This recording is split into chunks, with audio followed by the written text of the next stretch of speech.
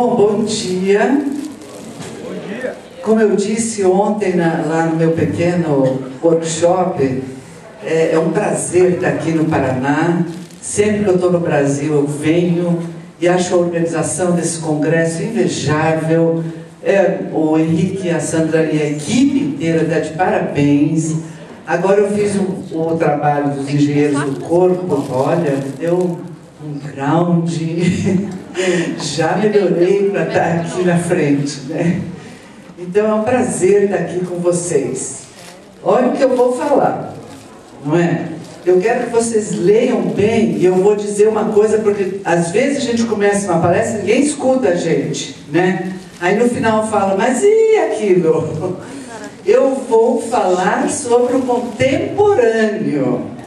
A minha pesquisa, eu não vou falar dos gregos, do que eles fizeram, na sexualidade, nada disso. Eu vou falar do que a gente está vivendo em 2014. Então, gente, eu quero um diálogo, né, com vocês sobre isso. Qual é a intenção quando eu falo de sexualidade?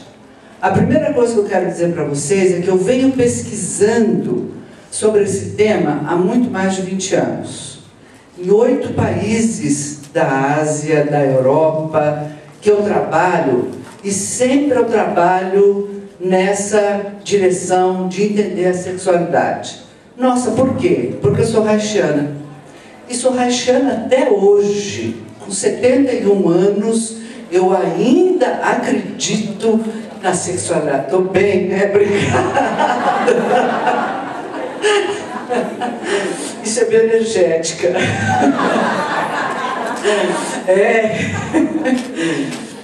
Então, eu ainda acredito na sexualidade. Agora, tem uma coisa importante para dizer para vocês, porque como eu pesquiso isso há muito tempo, vejam bem, eu sou um fruto dos anos 60 e da primeira leitura haitiana.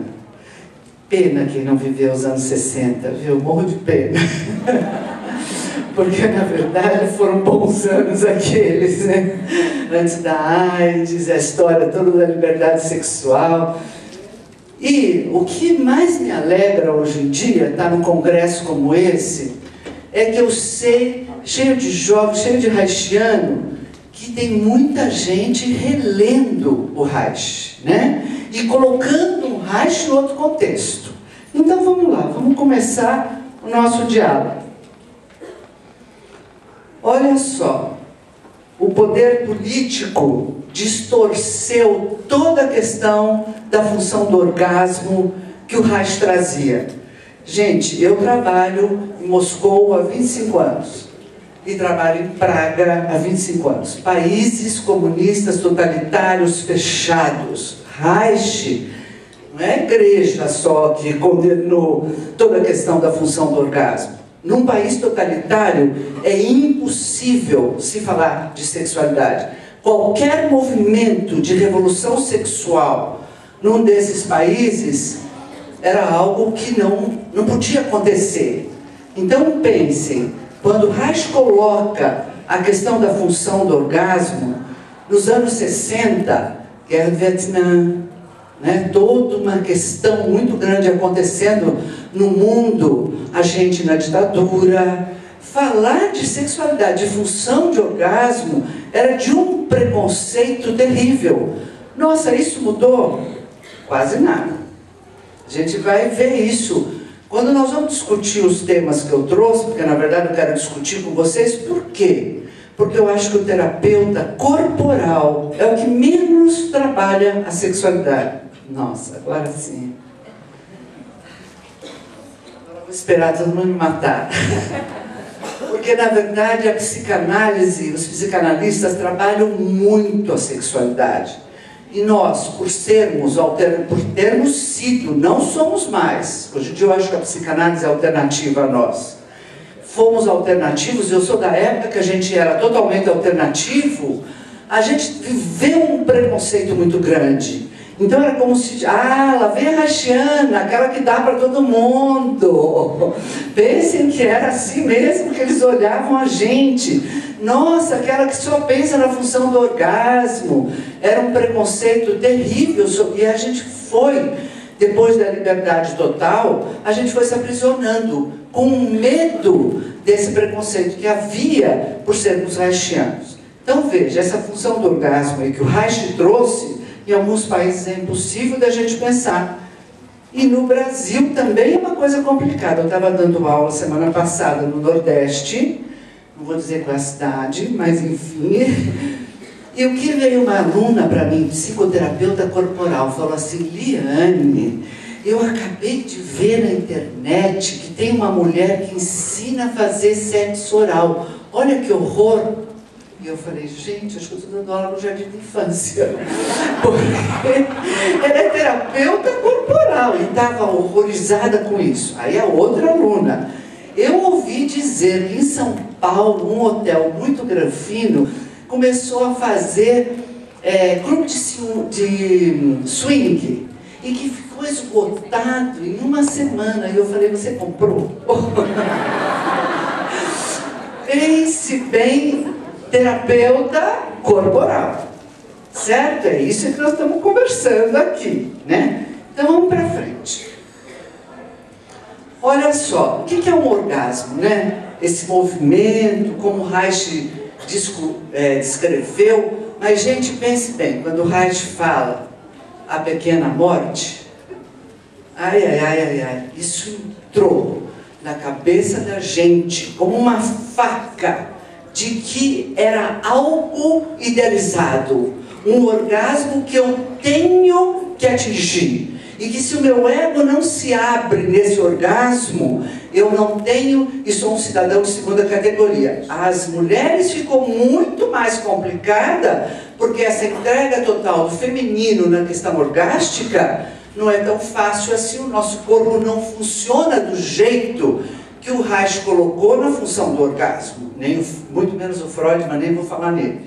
Então, essa pequena morte, naquele momento, virou uma faca na cabeça.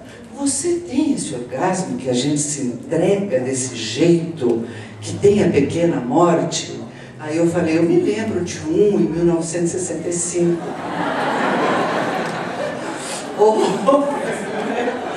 Ou de algum outro em 1970 e pouco. Quem lembra aqui da pequena morte, dessa entrega total? Mas isso virou um comando, uma política na cabeça. Tiveram várias políticas nos anos 60, 70, que virou um comando na cabeça da gente. Então pense, essa entrega total do ego 2014, nós vamos falar de uma outra coisa. Então vamos para frente. Então, o futuro do presente, né? Olha, esse é o Laerte, o cartunista. Vocês conhecem, vocês lembram? Ele não é homossexual, ele é casado, ele tem filhos. Mas a gente agora já começa a delinear 2014. O que está acontecendo, né? O Laerte, após a morte do filho, ele começou a se vestir cross-dressing, de mulher. E ele foi se encantando com essa história, pesquisando e pesquisando. Hoje ele não se veste mais de homem, só se veste de mulher, né? Então a sexualidade está completamente transformada. Não dá mais, a gente tem que desconstruir muitos dos conceitos reichianos de 1920 para entrar em 2014. Eu faço minha pesquisa tanto na minha clínica como na clínica desses países que eu viajo aí. O que está afetando os novos comportamentos? Veja, o cinema está acontecendo. Claro que teve já o Império dos Sentidos, vários filmes que tiveram antigamente, né?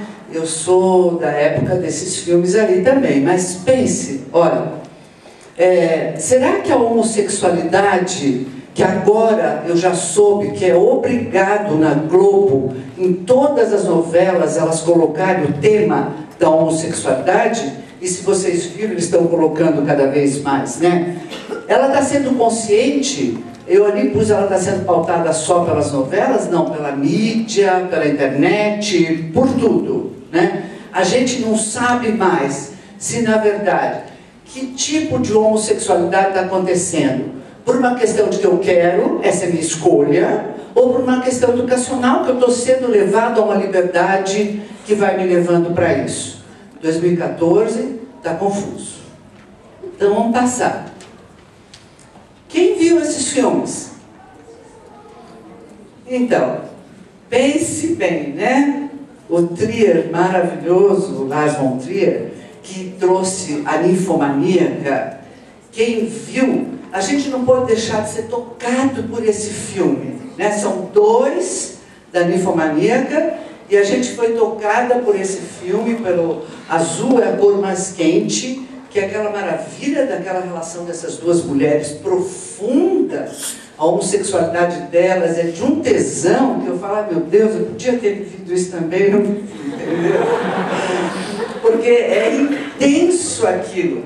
E a Ninfomaníaca, quem lembra do filme da Ninfomaníaca? Quem teve uma leitura da Ninfomaníaca?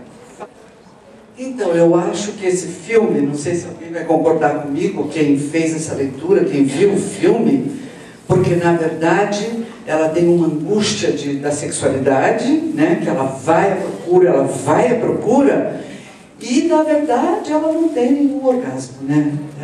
Quando ela se apaixona no final do primeiro filme lá, e ela não tem a petite morte, que a gente tanto fala que foi algo que enfiou na cabeça da gente de uma forma terrível, e ela não se entrega à angústia de quem está assistindo. Eu, pelo menos, tive uma angústia muito grande. Eu sou haitiana.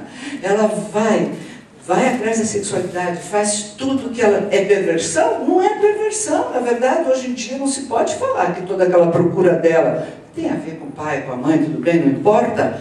Mas ela não é, muitas coisas que ela faz não pode ser chamada de perversão. Por exemplo, no trem, vocês lembram do trem, quem viu, não sei, o cara está indo para casa para transar com a mulher para ter um filho. Vocês lembram disso, quem assistiu? E ela acaba fazendo ele gozar, e eu fiquei, meu Deus, ele não vai mais transar com a mulher para ter um filho. A minha cabeça de 1950 ficou pensando, ele precisava ter ido, gastou tudo. Na verdade, depois eu perguntei ao médico, e ele falou, não, é muito melhor, porque talvez os primeiros espermas não sejam tão bons quanto o segundo. Eu falei, ai, que alívio! Dá um alívio, né, daí? Mas vejam como é difícil a gente pensar a sexualidade sem com a cabeça mais aberta. Como terapeuta, muitas vezes a gente é mais preconceituoso da nossa escuta do que o próprio cliente da gente. Então vamos para frente. Aí, essa questão também que eu quero discutir com vocês. Gente, acabou a monogamia? A gente é mesmo monogâmicos? Quem criou isso no inconsciente da gente? Quem educou essa monogamia na gente? Quem colocou? Porque, na verdade, hoje, eu fiz para vir aqui falar com vocês uma pesquisa muito grande nos jornais também. E os jornais estão todos trazendo essas questões, revistas. Eu procurei em vários lugares, para não dizer a Liane inventou, né? Eu procurei na mídia essa história também. Então, veja, essa ilusão da exclusividade. A monogamia, na verdade, ela aparece só para um desejo de posse.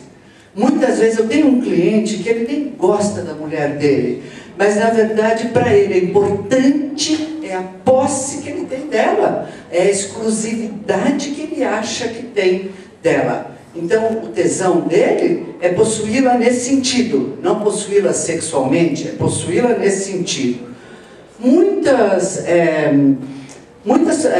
Eles não se enxergam, você veja, até que a morte nos separe. Ainda existe isso. E o que eu vejo na minha clínica, até que a morte nos separe? Muitos casais jovens, 30 anos, não é na minha clínica só em São Paulo, é na minha clínica em geral, 30 anos, o que eles decidiram?